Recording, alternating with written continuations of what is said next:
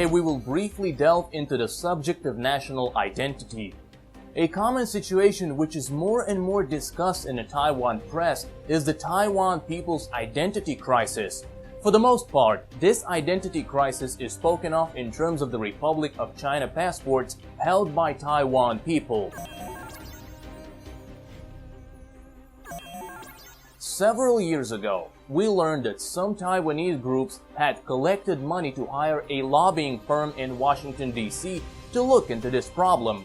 After contacting some senators and congresspersons, the staff of that lobbying firm found that a common concern reflected by these elected representatives was, what specific injury or harm are you now suffering by using the Republic of China passports?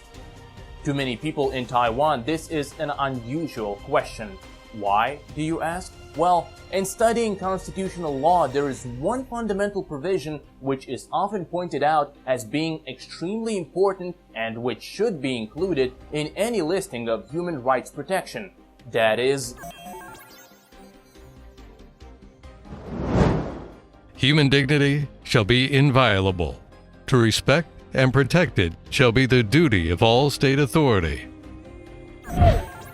So, if a large percentage of the Taiwan population believes that they are being misidentified by carrying passports which identify them as citizens of the Republic of China, and that is causing them to have an identity crisis in the world community, it is certain that they are regarding that as a serious violation of their human dignity.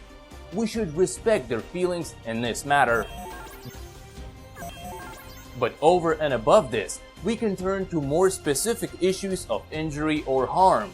Thankfully, in the last few months, some extensive reports on this topic, including web pages, videos, and blog posts, have been made available and posted on the internet.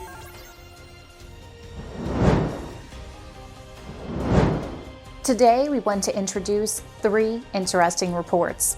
The first one is entitled, "The People of Taiwan Are Continually Suffering Identity Discrimination in the International Community. How long must they endure such treatment?" An informative web page is now available on this topic. Next, we will want to consider the question, should the local people in Taiwan have the right to obtain passports issued by a sovereign state?